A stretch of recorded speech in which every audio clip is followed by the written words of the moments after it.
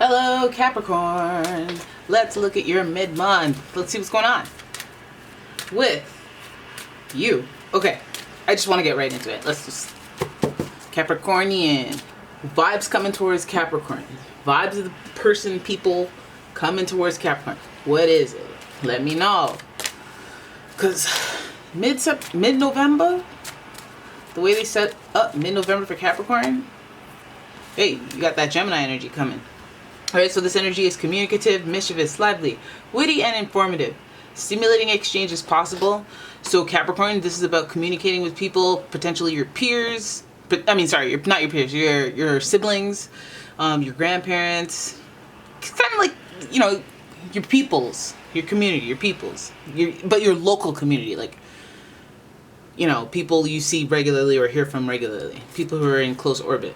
And then also Gemini, there's other stuff going on there, but the Gemini energy, the sibling energy coming towards you in the middle of the month, followed by the Pisces. Okay, so the energy is wistful, endlessly loving, compassionate, and forgiving. It confuses and softens resolve. So you got a soft spot. There's ooey gooey feelings happening in the middle of November. You guys are maybe reconciling with a family member. Or even just reconnecting and having some tender moments with loved ones. So that's also cute. That's also really cute. These two signs are mutable, so it's like being adaptable. So like just being down with the changing of the tides, and maybe not. But this isn't the time to argue. If like somebody knocks on your door and you're like, oh hey, how's it going? It's not the time to bring up that serious thing that'll put a damper on everything. All right, then speaking of dampers, kidding, Aries. The energy around you is dynamic and spontaneous.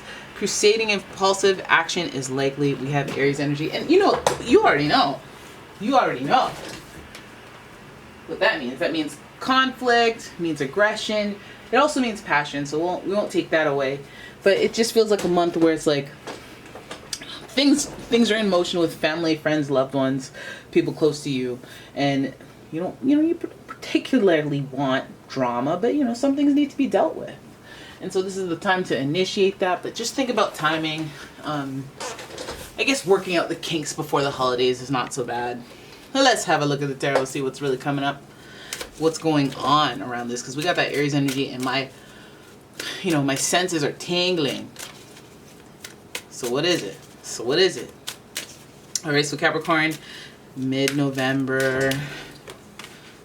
Oh, okay. The world. Okay, I see. Because as we come towards the end of the year, usually we think about, how'd the year go? How's my life going? All right. 4 of Swords, healing in reverse. 2 of Pentacles, juggling. All right. 2 of Cups in reverse, partnership. And of course, 2 of Wands, progress. Lots of twos. That represents duality. And so we already know what's up. It's about relationships. It's about, Gemini is the twin, right? So built-in duality. We got Pisces, the fish, with the duality. Aries, not so much. But they got 2 horns on them. So, but the world, it has you thinking of broader themes. Themes that relate to, Saturn. Saturn, right? The world is associated with Saturn, your planetary ruler, and this is about just kind of doing yourself a favor and going over the lessons you've learned, really solidifying the lessons have been learned. So even if I get another test, it's not even like, ooh, what do I do? It's not going to be like, okay, maybe just one more time, and then no, it's like we're not even going to be in a place where there is a test. That's how learned I am, lesson wise. So middle of the month, I feel like you're like a bigger person, that you're like, you know how to diffuse, you know how to problem solve. The angel of success, like you're bigger and better. And these skills might come, I don't want to say test, because that seems like someone's tricking you or whatever, but it's just like skills come in handy. And so the 4 of Swords represents healing. It represents taking a pause to kind of heal. And we see that maybe some of your peers, some of your siblings, some of your family members, you've been taking a pause from, to heal, to disconnect, to get away from it all, because some went down. And again, lessons were learned. and people have come out the other side of it, and let's see where they're at. All right, we got the Two of Pentacles. Now, I see a lot of twos. It can only lead me to believe that there are multiple relationships that you have to balance. For example, I mean, like your relationship with your sister, your relationship with your brother, your relationship with your cousin, your relationship with your cousin, your stepsister, your younger brother, your younger sister, you know, like just, but it's a lot of relationships, but it's not like a collective thing that, well, I guess if it's a group reunion type dynamic thing, then yeah, it is a collective relationship, but it's a one-on-one relationship with each person. It might be 3 people in particular, but Two of Pentacles, one of them or all of them could have some aspect of balancing these signs. The Two of Pentacles represents juggling maybe your just responsibilities, your finances, maybe your time, your resources, and your relationships with other people. And that's like as a resource. Like, I need to give you more time, I need to give you more time, I need to take you here or put more effort in and do actual things.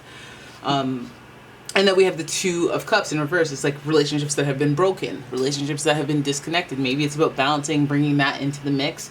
Now that your time has been fully occupied, maybe you're like, okay, now I gotta make some time for you too.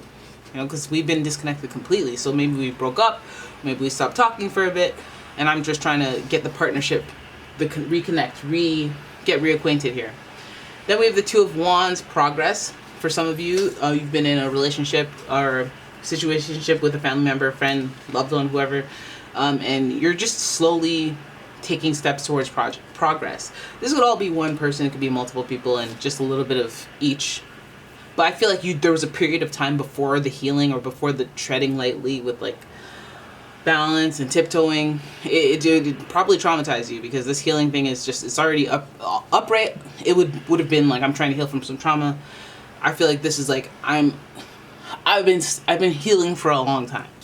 And the reason I've been healing for a long time is because I'm on some bigger stuff. Like, I'm trying to transform my life and all aspects of my life. And then this is one component of it that was just kind of delaying progress, or just distracting me from making progress to the point, like, so that I can get to a place where I can actually work these things out from a broader perspective. The world is a pretty big, you know, the Saturn is about generational timing, not day-to-day timing, week to week, month to month, year to year. It's about clumps of years in timing, decades. And so this is like kind of like, it just gives you the sentiment of long-term transformation. And sometimes these little minor arcana things can stack up and get in our way of progress and make it take longer than necessary. And, you know, it may not even be individually these things as a problem. A breakup is probably a delaying factor of progress. But it could be just emotional drain that keeps you away from being at 100%. And I think that this person knows this, because look, we see the 4. We see the 4, the double swords of 4. So it's like 2 relationships may have been cut off. And then there's balance and juggling, and then there's trying to take steps towards make progress, but ever so slowly, it seems, just because, you know, the reversal of the disconnect could go deep, the healing went deep, and the fact that there was a whole world of change, you know, it's like you got to wean into each other again. But progress is always a good thing, and, you know, if you're taking that action to make progress, to head towards healing, abundance, and positive action, that's probably a good thing. It's probably a good thing. But again, it probably isn't easy, because we, again, have Aries here. Pisces is known to be forgiving. We know that. Gemini, you know, there's a lot of negotiation tactics and witty conversation that can smooth things over and remove hostility. But then there's Aries with that temper and that impulsive way of thinking. So there could be just little hiccups. So that's why the treading lightly is such a good plan if you're dealing with something that is stemming from a conflict. And so I think this, you know, you could head towards some healing, because we head towards the seasonal temperatures and the seasonal energy. And I mean, maybe it's just a plea to get in with the Christmas holiday joy. And that could be a good thing. That could be a really good thing. So yeah, good for you, Capricorn. I mean, that's heading towards your birthday, so why not? Why not make the most peace so you can get the most Christmas presents and birthday presents, and why not? Yeah. All right. You could be dealing with a Gemini, Pisces, or an Aries, or a fellow Capricorn. All right. that's your reading. I hope you guys enjoyed it. If you did, please give the video a thumbs up. Subscribe to the channel, leave a comment, share the video. And if you'd like your own personal reading, you stay tuned because they're coming back. I swear they're coming back. And thank you for watching. Bye-bye.